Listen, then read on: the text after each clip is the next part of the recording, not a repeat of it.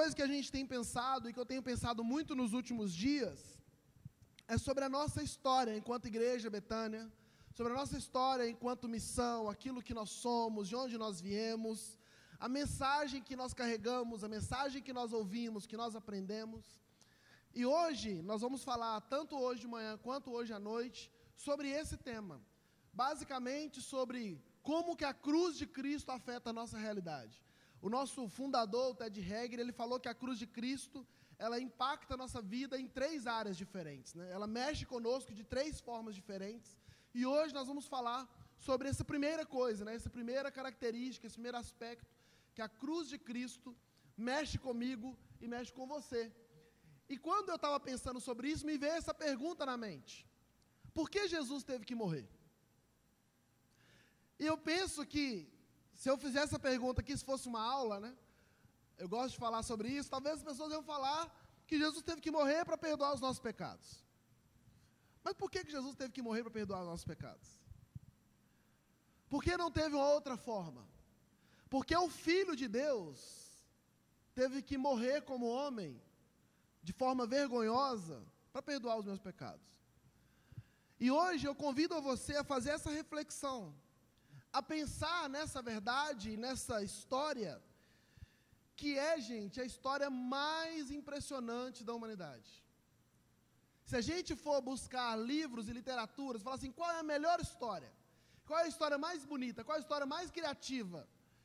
Não é Senhor dos Anéis, não é Crônicas de Nárnia, por mais impressionante que seja, mas é a história da redenção. É a história de um Deus que se fez homem para morrer no lugar do homem por uma causa muito específica. E às vezes nós corremos o risco, e por isso que nós temos hoje a ceia, corremos o risco de esquecer a grandeza dessa história. De talvez sentar para ouvir essa história e falar assim, poxa, mas eu já conheço. Eu já conheço a história de Jesus. Eu já conheço essa história, já conheço esse sacrifício. E hoje eu quero tentar trazer para você uma reflexão sobre isso. Como essa é a maior história da humanidade. E fica essa pergunta: por que Jesus teve que morrer? Senhor Deus, fale conosco nessa manhã, fale conosco hoje à noite, ministra aos nossos corações, aviva essa mensagem na nossa mente, no nosso coração, em nome de Jesus. Amém.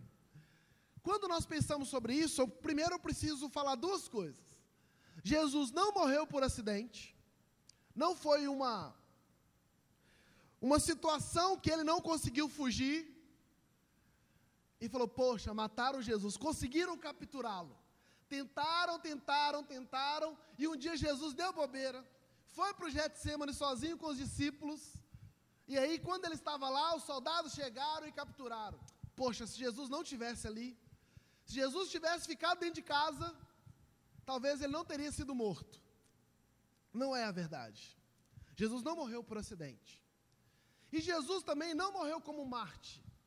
Não morreu como alguém que lutou por uma causa e por causa dessa causa foi perseguido até a morte. Nós temos várias pessoas que morreram como Marte. O apóstolo Paulo morreu como Marte. Pedro morreu como Marte. Você vai durante a história, você encontra inúmeros homens de Deus que morreram como Marte. Mas Jesus não foi um desses, que morreu por uma causa, que lutava e com isso deixou as pessoas revoltadas. E às vezes a gente tem essa sensação, que Jesus morreu como Marte. Ele morreu por quê? Porque ele pregava uma mensagem dura, porque ele afirmava que ele é o Filho de Deus, e por isso os líderes religiosos ficaram injuriados, revoltados e mataram Jesus. Mas não foi por isso que Jesus morreu. Por que foi então? Para responder isso, nós vamos responder a pergunta de quem matou Jesus.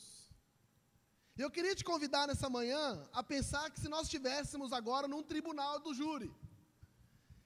Imagine que você foi convidado para fazer parte de um júri popular. E para quem não sabe, júri popular é quando uma causa precisa ser resolvida, e essa causa é levada, são convidadas pessoas da comunidade, os advogados, os promotores trabalham, quem já viu Suits aí entende muito bem, tem uma série que fala muito sobre isso. Os advogados e promotores trabalham para convencer o júri se aquele homem ou mulher é culpado ou não. imagine que você e eu estejamos agora nesse júri e precisamos resolver. Quem é o responsável pela morte de Jesus? Talvez você diria que o responsável pela morte de Jesus Cristo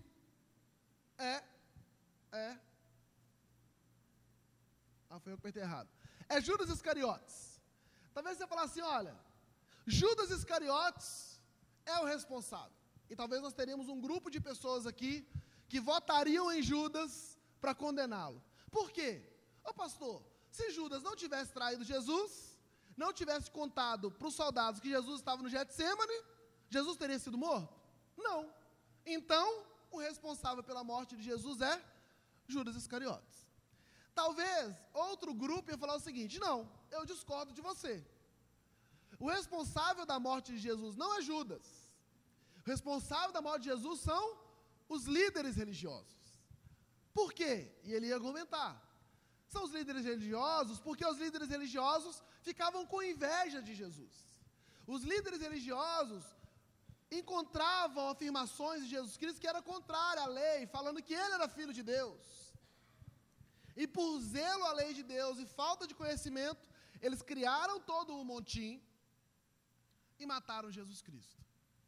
E eu acho que nós teríamos talvez aqui um grupo de pessoas que iam concordar comigo se eu falasse com vocês. Os líderes religiosos são os culpados pela morte de Jesus, são responsáveis pela morte de Jesus. Mas talvez teríamos um outro grupo que falasse assim, eu acho que é Pôncio Pilatos. Porque no final das contas, a responsabilidade de definir o veredito estava nas mãos de Pôncio Pilatos. Então eu creio que Pôncio Pilatos é o responsável pela morte de Jesus Cristo. Pastor, eu já li na Bíblia que a mulher de Pôncio Pilatos falou com ele, olha, não se envolva com o sangue desse justo.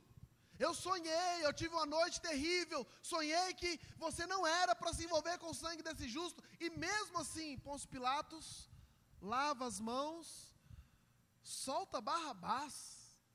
Que covardia! E manda matar Jesus Cristo. Ele é o culpado, ele é o responsável pela morte de Jesus. E talvez se eu pedisse, levanta a mão quem acha que é Pôncio Pilatos, depois de uma argumentação dessa, muita gente ia falar, realmente, eu acho que é Pôncio Pilatos. Outros iam falar assim, a multidão é responsável. Porque Pôncio Pilatos, pastor, foi pressionado pela multidão. Ele era um político. E político, você sabe, né? Ele precisa articular, ele precisava ter uma boa resposta de César, ele precisava que César visse que ele tinha controle da multidão, e se ele não ouvisse a multidão, um caos ia se instaurar naquela região. Então a multidão que clamou, crucificam, crucificam, crucificam, é a responsável pela morte de Jesus. E outros ainda levantariam, eu discordo. Por quê? Porque quem mata é quem é responsável. Aquele que dá o golpe na hora da morte, ele é o responsável pela morte. Se o soldado não tivesse crucificado Jesus, Jesus não teria morrido. Aquele que enfiou a lança para atravessá-lo e certificar que ele estava morto, aqueles homens ali sim, eles que conduziram Jesus à cruz, eles são os responsáveis pela morte de Jesus. Eu acredito que ainda nós teríamos um último grupo, mais conhecedores talvez da Bíblia, que já leram a história do Gênesis, que já leram a história da queda, que ia falar o seguinte, nenhum desses aí foi responsável pela morte de Jesus. O responsável pela morte de Jesus foi a raça humana, porque a raça humana pecou, e ao pecar, Jesus teve que morrer. A raça humana, todos nós, somos responsáveis pela morte de Jesus. E imagina que agora eu levantasse para votação. Quem é que matou Jesus? E diante dessas opções, nós pensamos, eu acho que a sua cabeça deve estar assim, né? Quem é, né? Quem foi o responsável pela morte de Jesus? Mas por mais impressionante que pareça, O responsável pela morte de Jesus não foi Judas Iscariotes, não foram os líderes religiosos, não foi Pôncio Pilatos, não foi a multidão, nem os soldados e nem a raça humana. O responsável pela morte de Jesus foi Deus. Deus planejou e executou a morte do seu próprio filho. Aí você fala assim, não, pastor, isso é demais. Isaías 53:10 fazia parte do plano do Senhor esmagá-lo e causar-lhe dor. Jesus não morreu por responsabilidade do homem. Por causa do homem, Jesus morreu. Mas era plano de Deus matar o seu próprio filho. E talvez você está perguntando assim, nossa, como pode Deus ser assim? Se fosse num grupo de ateus, eles vão assim, mas está vendo que Deus cruel é esse? Que planejou a morte do seu próprio filho. Mas nós só conseguimos entender por que Deus planejou a morte de Jesus fazendo outras perguntas. A pergunta de quem matou, quem foi o responsável por conduzir Jesus à cruz, nós já temos. Sabe por que foi Deus? Porque quando Jesus estava no Getsêmani, ele disse o quê? Se eu clamar agora, uma legião de anjos virá ao meu socorro. E ali estava resolvido. Se enquanto Jesus estava indo para a crucificação, ele clamasse a Deus, falasse, Senhor, eu não quero mais, Pai. Manda anjo, manda fogo do céu. Estaria resolvido. Deus arquitetou, planejou e executou o seu próprio filho naquela cruz. Mas a pergunta que a gente precisa fazer é, então por que ele fez isso? Foi Deus quem fez. Deus é soberano, Deus é todo-poderoso, Jesus era Deus. Quando a gente olha para o Antigo Testamento, nós encontramos, por exemplo, um dia que soldados chegam no monte, estavam lá um homem, 100% homem, chamado Elias. E os soldados vieram buscar Elias, e a Bíblia fala que Elias fala com eles o seguinte, olha, se eu sou homem de Deus, caia fogo do céu e consuma vocês todos. E o que aconteceu? Os soldados foram consumidos. Agora pensa Jesus fazendo a mesma oração. Não ia sobrar nem cinza dos soldados para contar a história. Não foram os soldados que matou Jesus, Deus matou. Mas por que Deus fez isso? Para entender isso, a gente precisa fazer uma volta na história,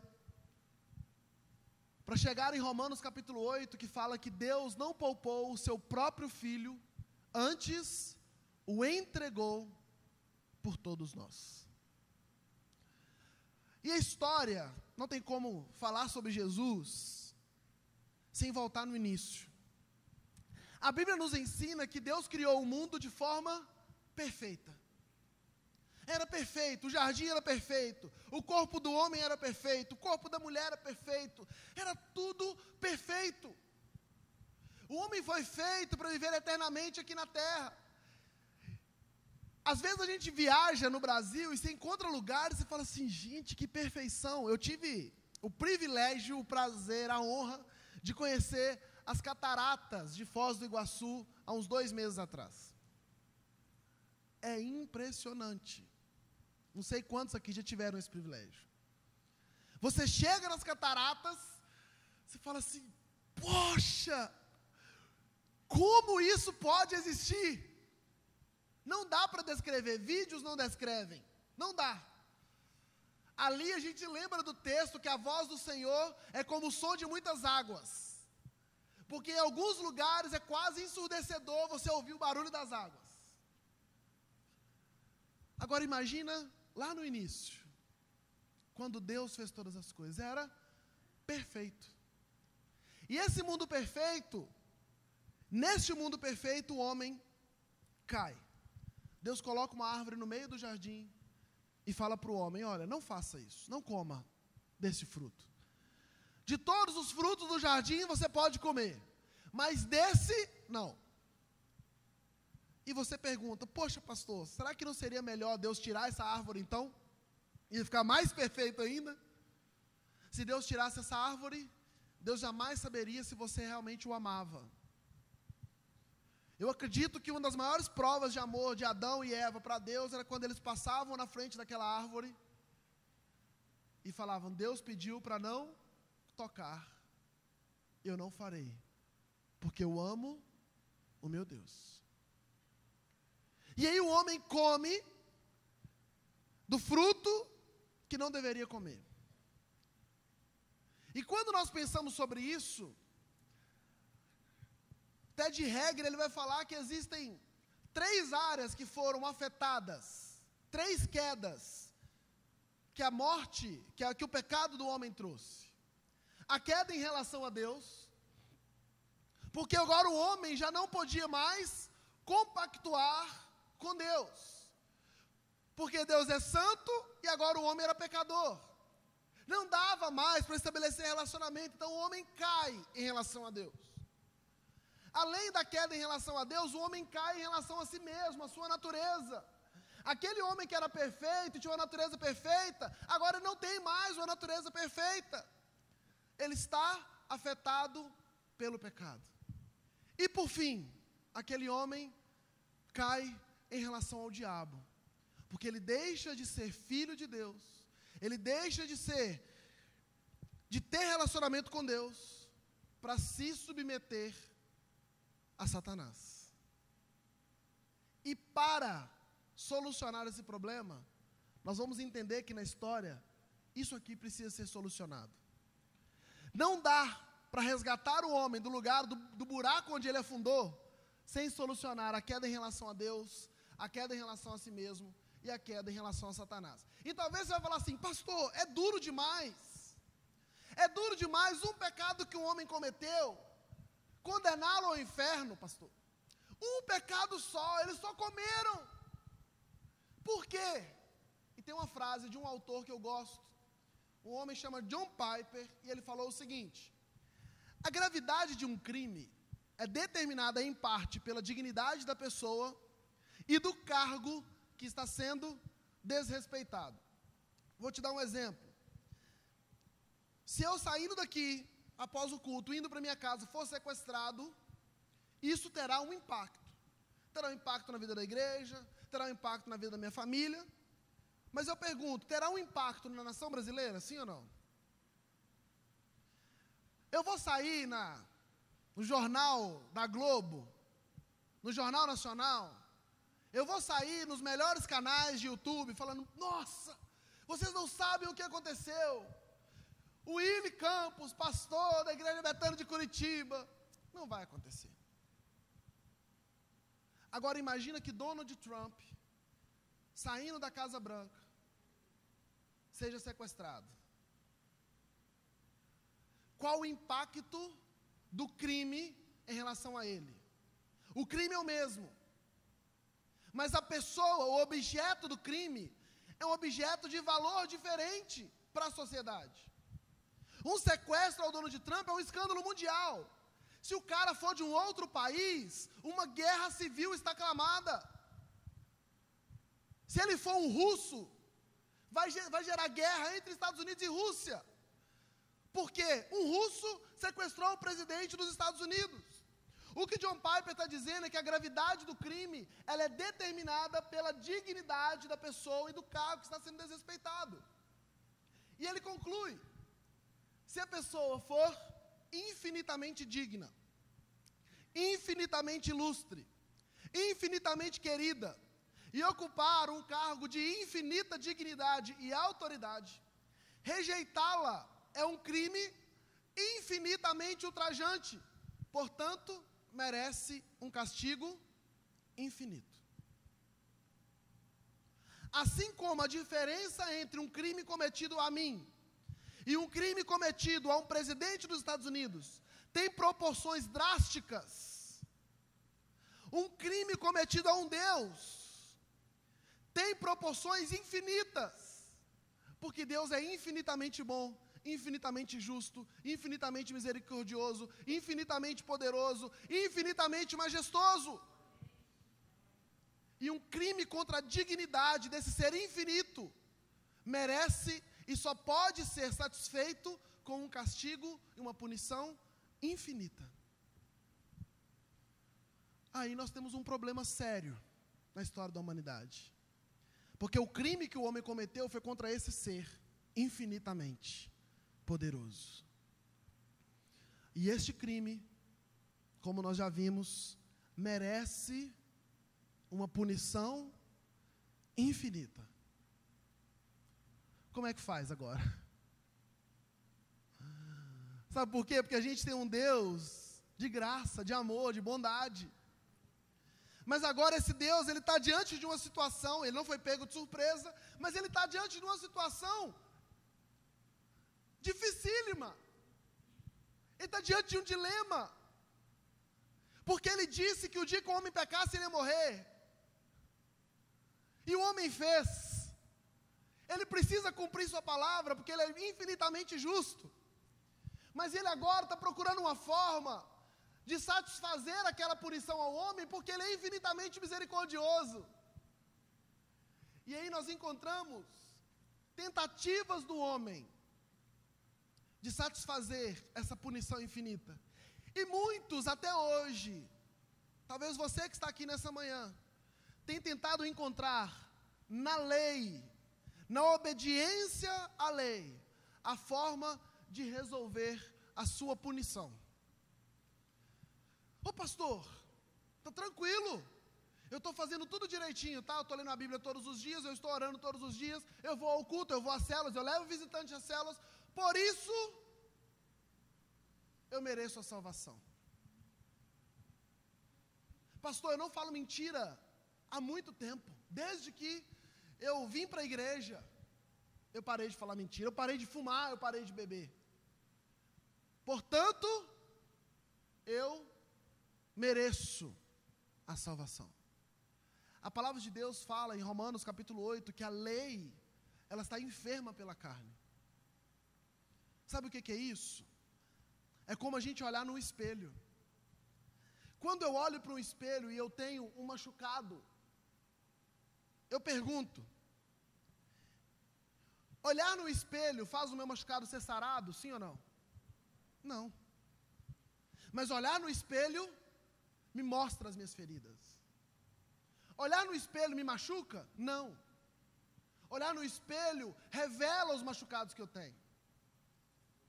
Quando eu olho para a palavra de Deus e para a lei de Deus, a lei me torna pecador? Não. Mas ela revela quem sou. A lei, ela é o espelho para que nós olhemos e nos enxerguemos nela. Quão distantes nós estamos do nosso Deus. A lei está enferma pela carne. Talvez poderíamos tentar enxergar na lei a misericórdia. Mas a lei não conhece misericórdia. Vou dar um exemplo. Se o radar está programado para dar uma multa a todo mundo que passa acima de 80 por hora, e você passa 120 por hora, é possível você voltar no radar e falar assim, ô senhor radar, né? Tem como? Eu estou apressado, desculpa. A lei não conhece misericórdia. A lei é fria. E por último, a lei não pode perdoar o passado. Se nessa viagem que você foi multado, a sua multa aconteceu saindo de Ipatinga, e você tem um destino para daqui 3.000 quilômetros, quando você chegar no seu destino, sua multa vai ter sido quitada se você fez tudo certinho no meio do caminho? Sim ou não? Por que a gente espera que ao chegar diante do tribunal de Deus, nossos pecados tenham sido perdoados pelas nossas obras, pelo que a gente faz, pela nossa bondade, pela nossa transformação, porque agora eu sou bom? Se uma multa não pode ser sanada com quilômetros e quilômetros de coisas boas sendo feitas, quanto mais o pecado é uma pessoa infinitamente boa. Aí tem um dilema sério. O único jeito, nós vamos entender na história. Quando nós olhamos para a história do Antigo Testamento, Deus, ele foi preciso e extremamente rápido para providenciar a solução para o homem. Deus não ficou assim: que faremos, pois, à vista dessas coisas? Como resolver? Ai, ai, ai. Vamos fazer uma reunião, Pai, Filho e Espírito Santo. Esse homem pecou, e agora? Não foi isso. Quando o homem peca, Deus vai visitá-lo, e naquela visita, a Bíblia fala que Deus providencia roupas para Adão. Roupas de pelos de animais. Ali, Deus inicia um processo, ensinando para a humanidade, de forma bem pedagógica, que ele estava indo em direção ao homem para resgatá-lo. Então, quando Deus mata um cordeiro, um animal, e faz roupa para Adão, ali iniciava o processo do resgate. Ali a história da redenção começava a ser escrita. Ali, olhando para esse ponto na história, nós conseguimos vislumbrar a resposta para a pergunta que eu fiz no começo, que era: por que Jesus teve que morrer? Porque o homem agora estava infinitamente separado de Deus. Mas nós percebemos que a lei e as obras da lei também não conseguem resolver. Mas Deus vem em direção ao homem e faz um sacrifício para Adão. Logo depois, Deus chama um homem chamado Abraão, e ele fala: Abraão, toma o seu filho, o seu único filho, parta em viagem. Isaac tinha aproximadamente 18 anos. Suba com ele no monte, deite-o sobre o holocausto e sacrifique-o a mim. Naquele momento, Abraão obedece ao Senhor, coloca o seu filho, e quando Abraão levanta o machado e vai descer, a palavra de Deus fala que um anjo do Senhor impediu e o cordeiro apareceu. Porque Deus não permitiu que Abraão matasse seu filho. Porque em algum momento, o Filho de Deus não seria aliviado no processo. A mão de Deus e dos homens não seria segura por anjos, mas iria até o fim causando a morte de Jesus Cristo. Quando nós olhamos a história sendo construída, chegamos no Egito. O povo de Israel fica 430 anos em cativeiro. E para a sua libertação, a 10ª praga acontece. E a palavra de Deus fala que a 10ª praga era a morte dos primogênitos. E a palavra vem a Moisés, fala: Moisés, fala para esse povo passar o sangue nos umbrais da porta, para que o anjo da morte não entre naquela casa. E eu te pergunto, gente, sangue de animal tem poder contra anjo? É lógico que não, parece uma loucura. Eu vou passar sangue e o anjo não vai entrar porque tem um sangue na porta. Que anjo frouxo é esse? Que fica com medinho de sangue? Será que ele tem repulsa? Será que ele faz ânsia de vômito? Não vou entrar porque tem sangue. Será que é por isso? É óbvio que não. Mas é porque a história da redenção estava sendo escrita. E ali precisava ficar gravado na mente do povo de Israel que existe um sangue que impede o anjo da morte de entrar.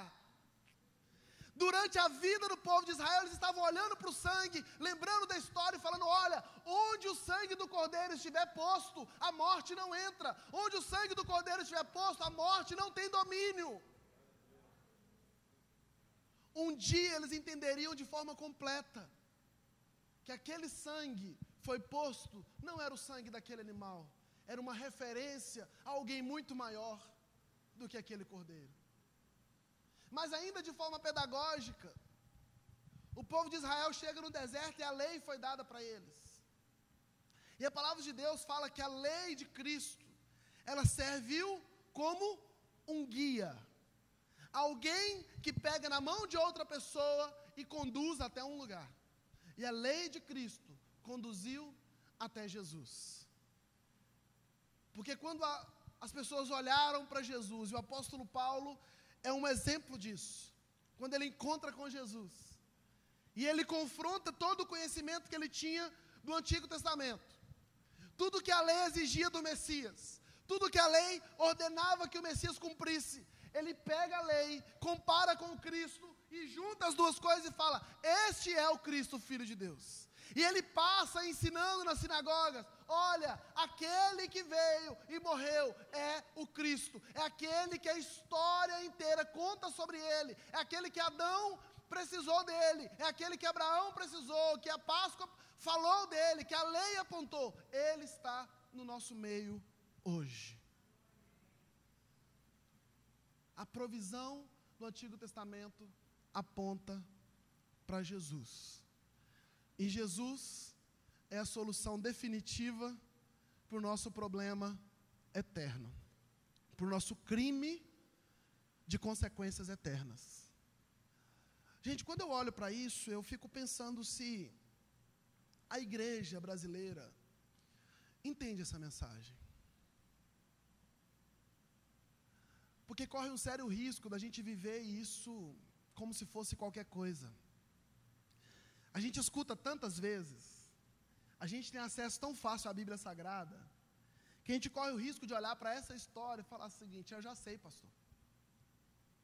Mas isso não mexer lá dentro da nossa alma.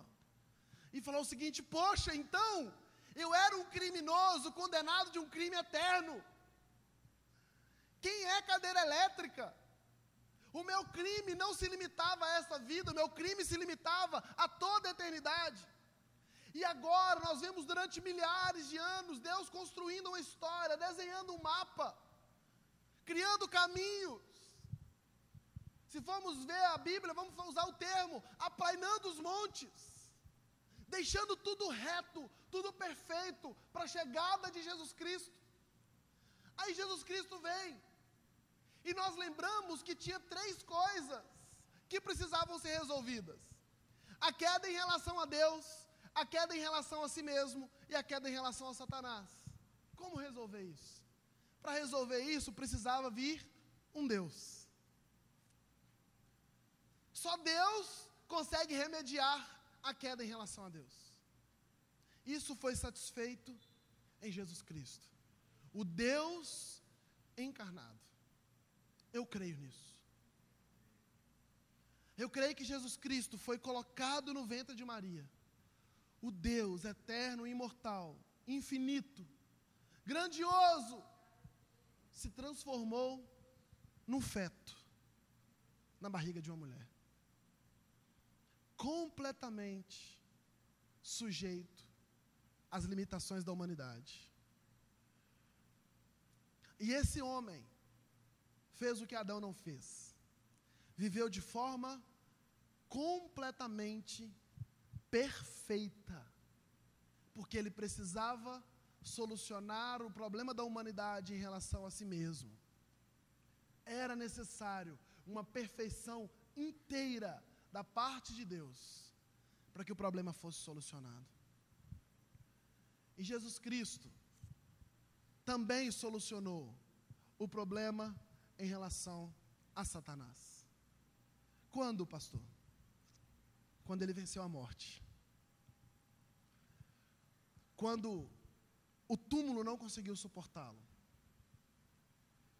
Quando o homem morto pelas mãos humanas, agora é ressuscitado pelo poder do Pai. Quando ele fala, está consumado, a humanidade ali estava morrendo. Mas ele entendia que o plano perfeito de Deus, que começou lá em Adão, e caminhou durante 4.000 anos, chegou nele, e tinha acabado de receber o ponto final. Está concluído, está feito, está pronto. Em relação a Deus, a dívida pode ser paga, porque Deus veio ao mundo para pagar a dívida. Só um ser infinito tem recursos infinitos para pagar dívidas infinitas. Está pago. Porque agora eu sou bonzinho? Não. Porque um Deus infinito pagou no meu lugar. Está pago em relação à humanidade. Porque um homem perfeito viveu no nosso meio. E está pago em relação a Satanás.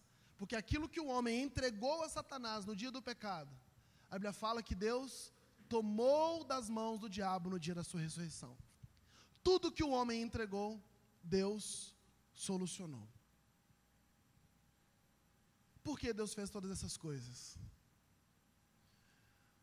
Porque Jesus Cristo precisava e tornou o nosso substituto.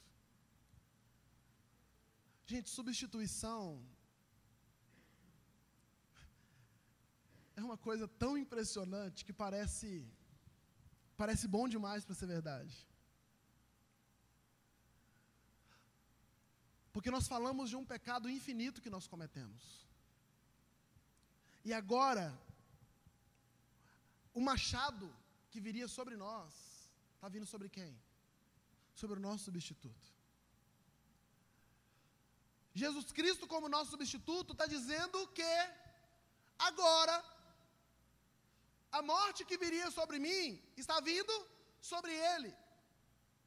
A culpa que vinha sobre mim foi sobre ele. A ira do Pai por um pecado cometido contra a sua santidade, que viria sobre mim e sobre você, agora vem sobre o próprio Filho. E nós que somos pais, não conseguimos cogitar a possibilidade de matar o nosso filho por causa de outro. Agora imagine um Deus eterno e santo presenciar a morte do seu filho. Eu tenho 1 ano e 5 meses que eu convivo com um cidadão chamado André. É inimaginável. Está dando para ver que é inimaginável. Pensar na morte dele por qualquer coisa. Quantos anos Jesus, o Espírito Santo e o Pai viveram juntos? Consegue pensar? A Bíblia fala que foi a eternidade. Juntinhos. Numa comunhão perfeita. Numa sintonia perfeita. Jesus nunca desobedeceu o Pai. O Pai nunca irou o Filho. A comunhão era infinitamente perfeita.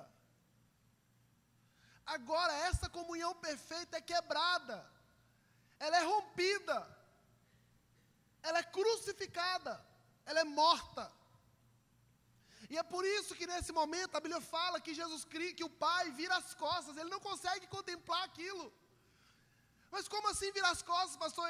Ele é eterno, ele sabe de todas as coisas. Não dá, eu não sei o que é isso. Eu só sei que é uma figura de linguagem para mostrar para a gente. O Pai não suportava a morte de Jesus. Mas por que ele fez? Porque Jesus teve que morrer. E eu me lembro, há 2 anos, se eu não me engano, no último ano, foi há 2 anos, nós tivemos o retiro da Betânia, e o tema foi a mensagem da cruz. E naquela ocasião estava com a gente o Alec Brook, que é um pastor da Betânia, parente do Ted Haggard, que é o nosso fundador. E o Alec Brook, ele falou uma coisa que ecoa no meu coração até hoje. E ele falou que no momento da cruz e no momento da crucificação, por que Deus Pai fez isso? Essa pergunta que a gente está fazendo hoje. E ele falou que Deus não queria ser Deus sem nós. Deus não queria viver a sua divindade sem um homem junto. Não tem motivo nenhum. Ele não precisava fazer nada. Ele só não queria ficar sem a gente. Ele só queria que a gente continuasse com ele a eternidade toda. É igual um pai com filho. Por que você faz o que você faz para o seu filho? Porque você não quer ser pai sem ele. O pai não quer ser pai sem filho. Deus não quer ser Deus sem nós. É por isso que toda essa história foi construída.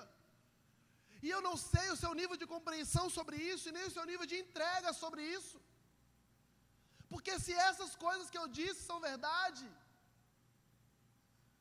se Jesus teve que morrer, porque era a única forma de Deus ser justo e justificador ao mesmo tempo, a única coisa que resta a mim e a você é falar: eu me rendo então.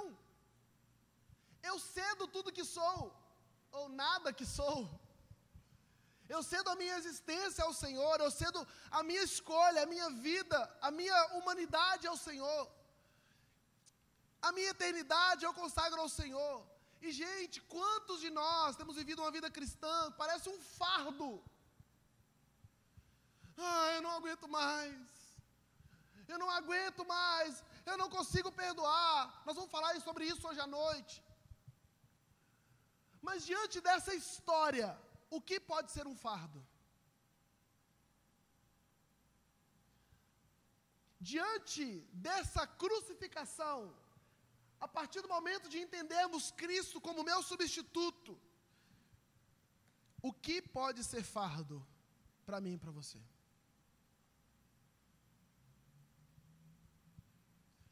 Se eu deixar você umas 5 horas aqui pensando, tenho certeza que a conclusão é falar: não consegui achar nada que pode ser pesado demais. Porque eu era condenado, e agora eu tenho a possibilidade de ser salvo. Por quê? Porque eu sou bom? Não. Porque Jesus morreu no meu lugar. Porque eu sou culpado. Eu sou culpado. Mas Jesus levou a culpa sobre ele. A Bíblia fala que o castigo que nos traz a paz estava sobre ele. E pelas suas feridas nós fomos sarados. Diante desse conhecimento, que pode, gente, a gente que prega, pastor Emerson, pastor Carlos Emídio, a gente sabe que a mensagem ela ecoa em muitos corações, o Espírito Santo faz esse trabalho de forma perfeita, óbvio. Mas a gente sabe que muita gente vai para casa, não dá a mínima mais. Quando o primeiro problema aparece, a gente esquece de tudo que Deus fez. Mas o meu desafio é que você tome uma postura para com Jesus Cristo nessa manhã. Por quê? Porque Ele merece. E tem mais uma coisa, mais um porquê. Porque você não tem outra escolha. Não há outra saída, senão o Evangelho de Jesus Cristo. Abra o seu coração pela fé e receba o sacrifício que Ele fez. Gente, parece piada de novo. Sabe qual que é a nossa parte nesse processo? Render. Ceder. É só isso. Sério, pastor? É verdade. Eu só preciso me render para ser salvo. Mais nada.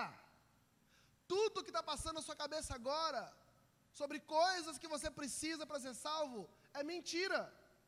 Você só precisa receber pela fé o sacrifício de Cristo. Mais nada. Willy, nada. É só receber pela fé. Mas é óbvio que esse não é o final da cruz. Esse é o início.